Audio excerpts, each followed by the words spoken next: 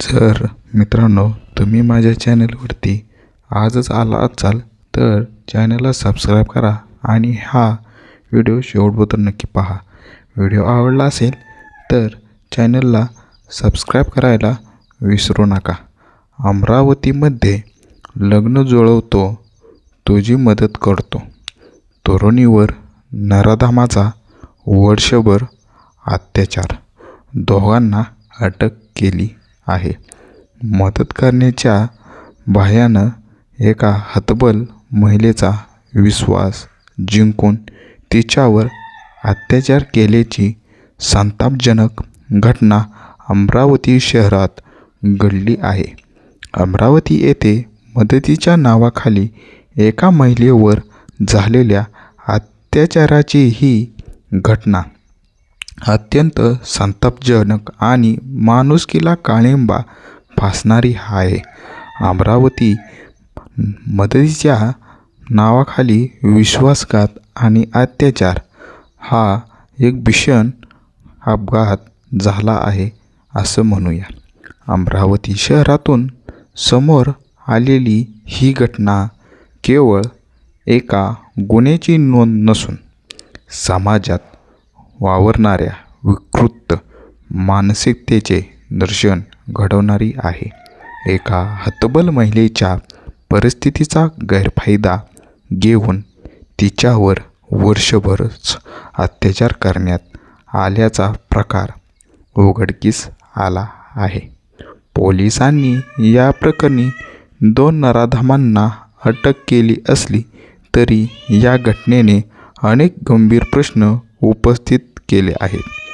कोणत्याही गुन्ह्यामागे गुन्हेगाराची कृतता आणि पीडितेची हतबलता असतेच.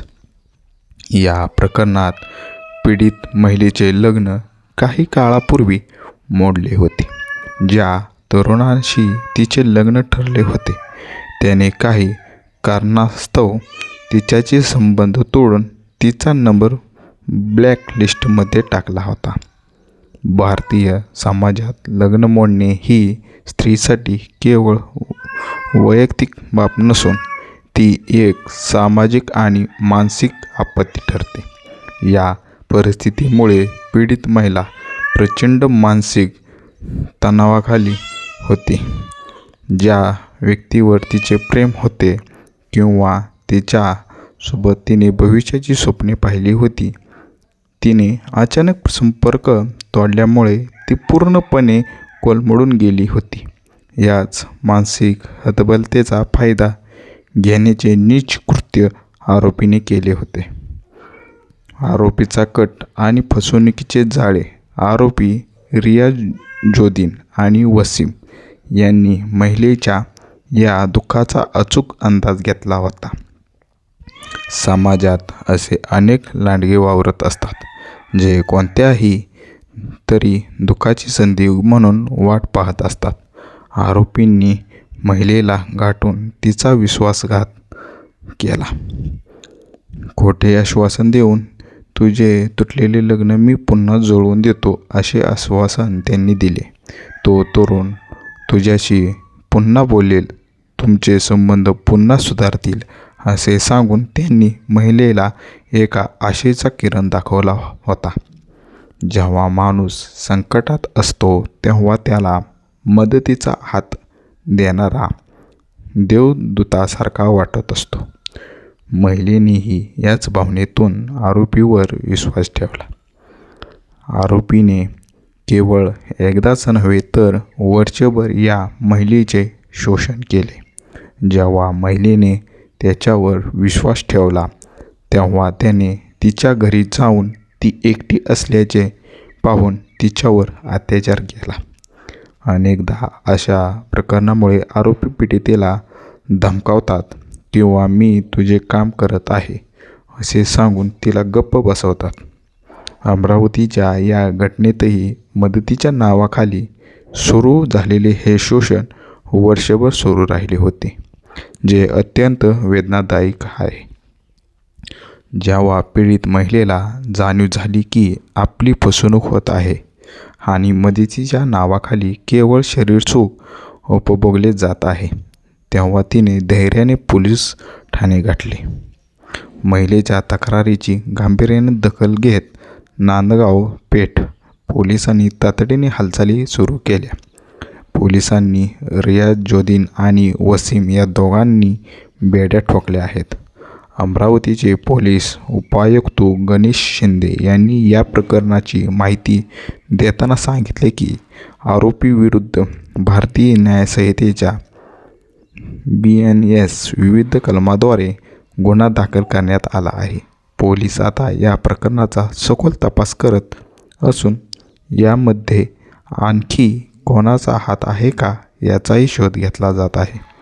अशा घटनांमधून समाजातील काही वास्तव समोर येत आहेत. या घटनेतून बोध घेऊन समाजाने आणि महिलांनी सतर्क राहणे आवश्यकच आहे.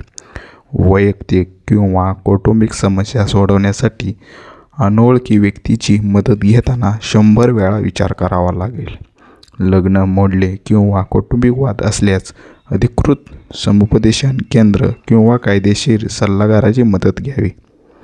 जर शोषण होत असेल तर घाबरून न जाता सुरुवातीलाच पोलिसांशी संपर्क साधावा.